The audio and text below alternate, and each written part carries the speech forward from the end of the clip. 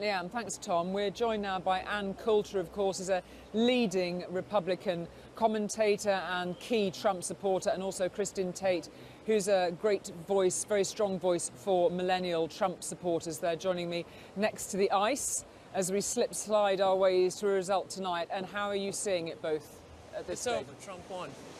Everything we expected to happen has happened. The American people have risen up and taken the country back, and it doesn't matter how much the media threw at Donald Trump, Hollywood, his own political party threw at him. The people have taken the country back tonight. He won. It's over.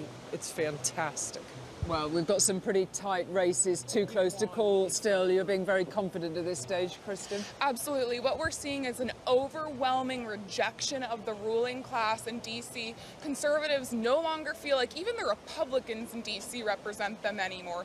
Paul Ryan, John McCain, all of these guys, we're seeing just overwhelming turnout for Trump because he has enthusiasm behind his campaign, something Hillary Clinton did not have. You know, Obama in 2008 and 2012, he relied on high turnout because he really got people excited. Hillary Clinton just represents more of the same, and she just did not excite those different demographics like the black vote, the millennial vote, all of these groups. We had Linda Sarsour here a few moments ago. She's become a leading voice for speaking out for Muslim women. She said her daughter is at home tonight in tears because she's scared of what a Trump presidency could mean for her. How would you respond? Question in that? Well, there is a question in that. How would you respond to that if there are children tonight scared of what a Trump presidency might mean for them? Stop watching the media.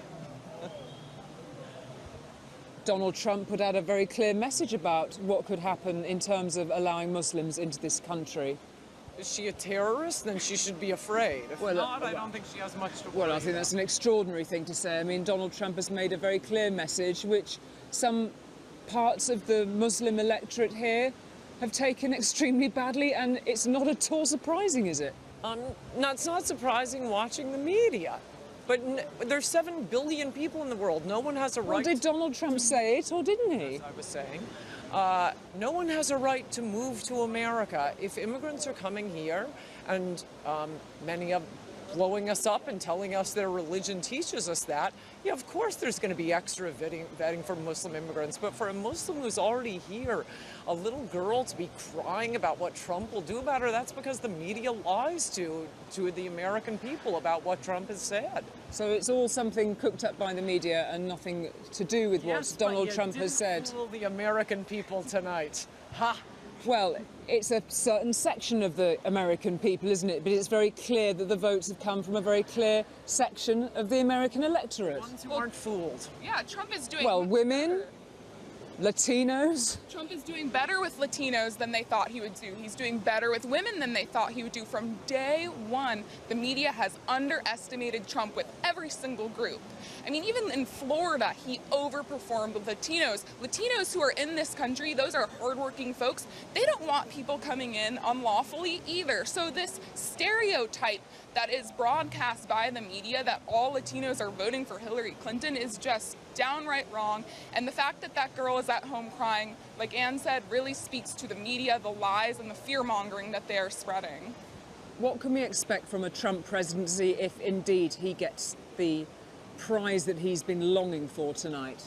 More accountable government, smaller government, spending will be reined in, and will be kept more safe because we will see a secure border. I think that's the most important thing.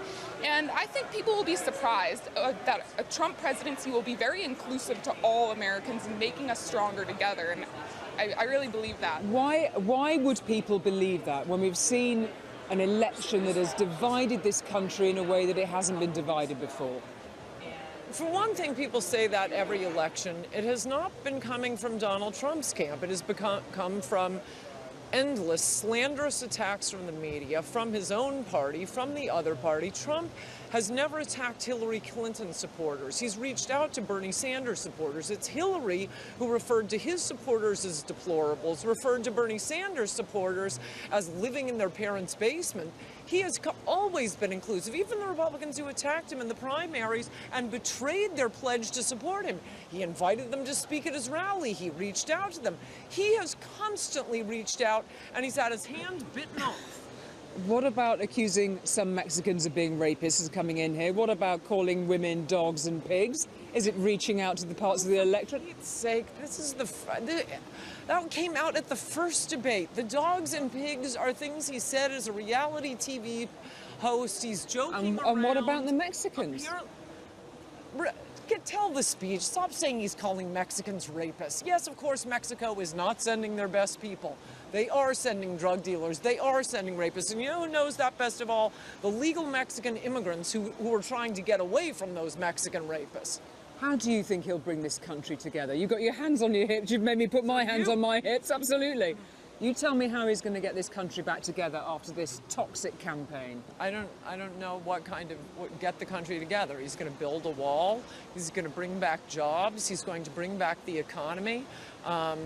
Americans have been suffering horribly for 40 years now, especially in manufacturing jobs, the entire Midwest. They're going to be very unhappy on Wall Street. Very, very unhappy. So this town will not be happy with Donald Trump's election. But out in America where they need jobs, where their schools are being overwhelmed with people from very different cultures who don't speak English, they're paying for English as a second language classes, their emergency rooms are full. This is all about immigration. And apparently a lot of Americans agree, no matter how much they've portrayed Donald Trump as a monster, and he isn't a monster. Yeah, you know, I think Donald Trump's theme through this entire campaign has been America first. And he wants to put Americans first, all Americans, regardless of your race, regardless of your religion. And the American people are smart enough to understand when the media takes some of his comments out of context, like that Mexican comment. When you watch what he said, what he was talking about was the people who come into this country illegally and commit horrible crimes. It happens. And a lot of those people, by the way, are not deported. They are released from our prisons onto U.S. soil. So that was what he was addressing. The American people know that. And the America first, that theme is something that has resonated throughout the nation. And we're seeing that tonight. Okay, so you're going back to the Trump party tonight, back to Trump HQ? Nope, I'm going to watch MSNBC and watch them cry all night. Ann Coulter and Kristin Tate, thank you very much indeed. Look at that. Back to Washington.